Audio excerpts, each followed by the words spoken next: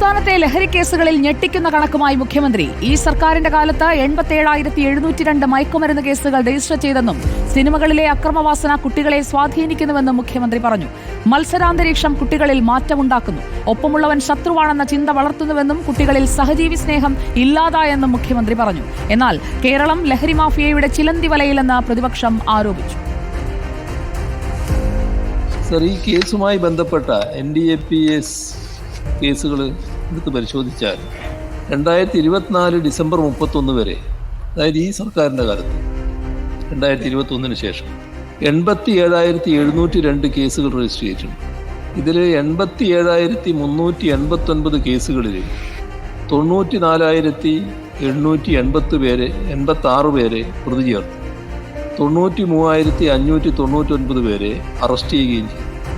ഇത് ഈ ഘട്ടത്തിൽ കഴിഞ്ഞ 8 വർഷം എന്ത് ചെയ്തു എന്ന് ചോദിച്ചല്ലോ. കഴിഞ്ഞ സർക്കാരിൻ്റെ കാലം 2016 മുതൽ 21 വരെ 37,340 കേസുകൾ രജിസ്റ്റർ ചെയ്തു. റോഷിപാൽ തിരുവനന്തപുരത്ത് നിന്ന് നമുക്കൊപ്പം. റോഷിപാൽ, വാർ അഗെയിൻസ്റ്റ് ഡ്രഗ്സ് എന്ന ക്യാമ്പയിനുമായി നമ്മൾ മുന്നോട്ട് പോവുകയാണ്. സംസ്ഥാനത്തെ ലഹരി വിഷയം ഇന്ന് നിയമസഭയിലേക്ക് വരുമ്പോൾ ആശങ്കയുണ്ടാക്കുന്ന കണക്കുകളല്ലേ മുഖ്യമന്ത്രി മുന്നോട്ട് വയ്ക്കുന്നത്?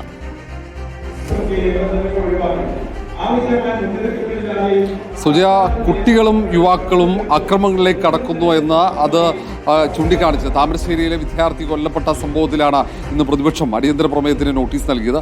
ഈ ചർച്ചയിലാണ് മുഖ്യമന്ത്രി ഈ കണക്കുകൾ, ഈ സംസ്ഥാനത്ത് രജിസ്റ്റർ ചെയ്ത കഴിഞ്ഞ ഈ ഗവൺമെൻറ്റും അതിന് തൊട്ടു മുമ്പുള്ള സർക്കാരും NDPS കേസുകൾ രജിസ്റ്റർ ചെയ്തതിൻ്റെ കണക്കും അതിൻ്റെ ശിക്ഷാ നിരക്ക് ഉൾപ്പെടെ നിയമസഭയിൽ പറഞ്ഞത്. കാരണം പ്രതിപക്ഷം ഈ വിഷയം ചൂണ്ടിക്കാണിച്ചുകൊണ്ട് സർക്കാരിനെതിരെ രൂക്ഷ വിമർശനമാണ് ഉയർത്തിയത്. സർക്കാർ നിഷ്ക്രിയമാണെന്ന് പ്രതിപക്ഷം ആരോപിച്ചപ്പോഴാണ് മുഖ്യമന്ത്രി ഇതുവരെ സംസ്ഥാനത്ത് രജിസ്റ്റർ ചെയ്ത NDPS കേസുകളുടെ കണക്കുകളും അത് ഏതാണ്ട് 90% കേസുകളും ശിക്ഷിക്കപ്പെടുന്നു എന്ന് മുഖ്യമന്ത്രി പറയുകയും ചെയ്തു. കൃത്യമായ രീതിയിൽ തന്നെ പോലീസും എക്സൈസും പരിശോധനയുമായി മുന്നോട്ട് പോകുന്നുണ്ട് എന്ന് പറയുന്നു. പക്ഷേ ഇത് ഞെട്ടിക്കുന്നതാണെന്ന് പറയാതെ വയ്യ. സംസ്ഥാനത്ത് പ്രതിദിനം ഈ മയക്കുമരുന്ന് കേസുകളുടെ എണ്ണം വർദ്ധിക്കുന്നു. വല്ലാത്ത രീതിയിൽ മയക്കുമരുന്ന് മാഫിയ സംസ്ഥാനത്ത് പിടിമുറുക്കുന്നുവെന്ന മുഖ്യമന്ത്രിയുടെ വാക്കുകളിലൂടെ തന്നെ വ്യക്തവുമാണ്. ഏതായാലും വളരെ വിശദമായ ചർച്ച, ഏതാണ്ട് 2 മണിക്കൂറോളം നീണ്ട ചർച്ചയാണ് പ്രതിപക്ഷത്തിന്റെ മുൻ പ്രതിപക്ഷ നേതാവ് വിവരങ്ങൾ നൽകിയത്. കുട്ടികളിൽ ഉണ്ടാക്കുന്ന സ്വാധീനം, സിനിമകളുടെ കാര്യമടക്കം മുഖ്യമന്ത്രി എടുത്തു പറയുന്നത് നമ്മൾ കണ്ടു.